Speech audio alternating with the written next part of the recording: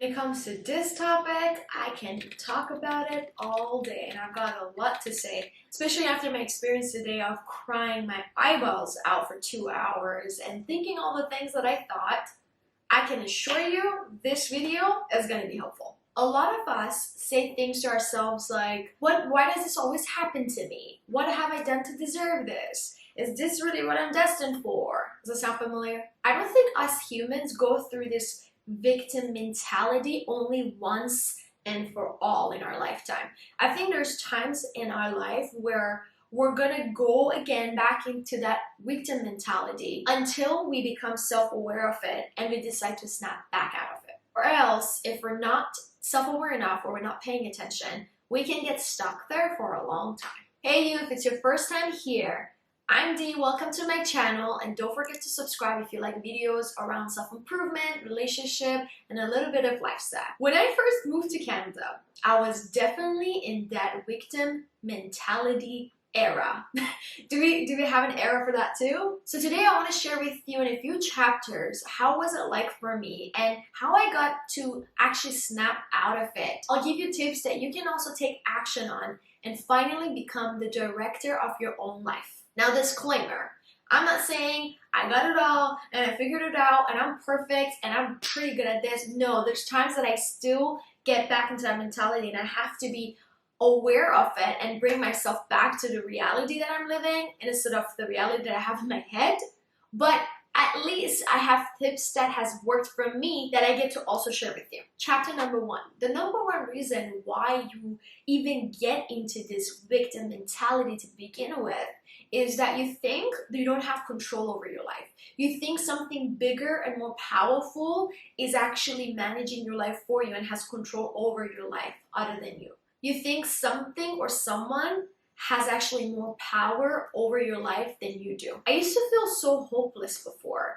I used to feel like this is my destiny and I just need to, accept it and nothing's gonna ever change for me. For example, the fact that I was in a bad relationship or I had a job that I didn't really like and I hate it. First thing first is to realize that you actually have more control over your life than you think. I know at the moment when you're looking at the situation from the inside, from your own little bubble that you have, you look at it and you're like, I don't have any control over this situation for me to take over. But girl, let me tell you this, once you step out of it for a minute and get to look at it from the outside in, you will have a completely different perspective about it. Like the fact that I was unhappy in my relationship, I was in control. I had two choices: break up with the person that I was with, part ways, and don't ever settle down for anyone that wouldn't serve me in the best way possible that I deserve.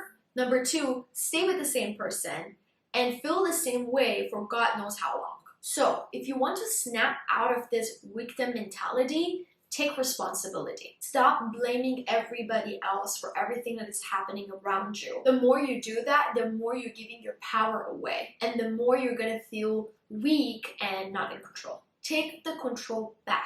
It's not as complicated as you make it seem. Stand up for yourself. Understand that no one has control over your life other than God. And if He tries to take control over a situation, it's always for your own good. So you don't have to even worry about that, knowing that He will always give you what's best for you. And you just gotta focus on doing your part. Chapter number 2. Practice gratitude. I'm telling you, this one has had the biggest impact in my life. The more you think of the things that you lack and you don't have, the more you're gonna feel like, oh, see, no matter what I do, nothing works out. Or only all these people are gonna get lucky and get all the things that I want, and I'm never gonna get them. If you think that no matter what you do, you're never going to get all the things that you want, then why even bother, right? Tony Robbins actually says something really good about this. He says, lousy thoughts will make you take lousy actions, which at the end will give you lousy results, and then that itself will make your belief about the fact that you can get these things that you want and how you were right in the first place even stronger, and then you get stuck in the circle of never trying hard enough and thinking, oh, there's no point of doing it, I was right, why would I do it to begin with, yada yada yada. But once you switch your thinking into all the things that you currently have, like a good partner, good friend, a house to live in,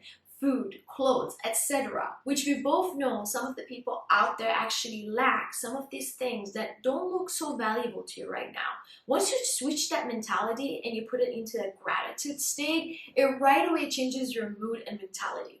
Don't you think so? So this will help you to eventually change the way you think and make you believe that you always get what you deserve, no matter how slow or how fast. And that all you have to do is just focus on doing what you need to do, and the rest will come to you. Because why not? You can imagine things not working out for you, but can't you imagine things working out for you? So think of it.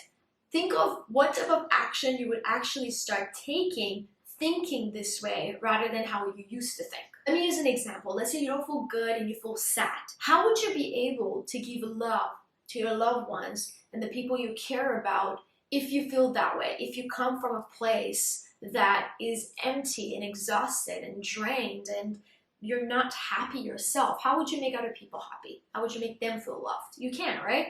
So the same goes for this. If you keep thinking negative and you come from a negative space and a space of lacking, why would you think that things that you want will actually get attracted to you and you would receive that positivity in return? You won't. It's the simplest way I can put it as. And got a tip for you for this one. Start journaling. Start doing affirmations. I remember when I used to keep repeating my affirmations, I didn't find it as helpful compared to when I actually started writing them down. Because I'm a visual person, when I'm writing it down, like when I'm using more senses than just one, than just listening, it actually helps me a lot more. You have to figure out which one works better for you. But I'm telling you, if you think you're a visual person like me, write it down while listening to the affirmations that you listen to. It works like magic. And I would say, best time to do it is first thing in the morning or right before bed. Number 3. Notice the story you tell yourself. Do you see yourself as someone who's weak, who doesn't stand for anything, who uses excuses to run away from all the responsibilities that comes her way? Or you see yourself as someone who's a strong person, who can overcome any challenges that comes her way and asks help when she needs it to take care of all the responsibilities she has? If you want to be like the second person I mentioned, and just right now you go back to what were the thoughts you were thinking today, and those thoughts don't look nothing like the thoughts this strong person would have throughout her day, then you're basically desiring something and being something else, if that makes sense. When you keep having thoughts throughout the day, I want you to think of them. I want you to become more mindful of them. Do they make you feel better or worse? Do they make you feel stronger or weak? Do they make you feel hopeful or hopeless? Let me tell you this. If those thoughts have any negative impact on how you feel, then they're definitely not positive ones and they definitely will not serve you well. What I find with people who have a victim mentality, oftentimes they have very self-sabotaging thoughts. They self-sabotage themselves all the time. I'm guilty of that too. To change the story you tell yourself, you need to change the thoughts that you have on a day-to-day basis. Number 4, stop telling your sad story to everyone around you and everyone you meet. It doesn't help you come out of this by you relieving the same painful memories. Sometimes I feel like we enjoy doing it because it gives us the attention we want from other people, but it definitely doesn't serve us well. It doesn't serve our highest self and the person we're trying to be like in the future. This story just reconfirms the self-limiting beliefs that you have. It makes you think like, oh, poor you don't have the things you want, you're not where you want to be because of all these people around you that didn't let you grow and had a part in it. But you don't need that story anymore. You're gonna create your own story this time. So you have to let go of the old for the new to come.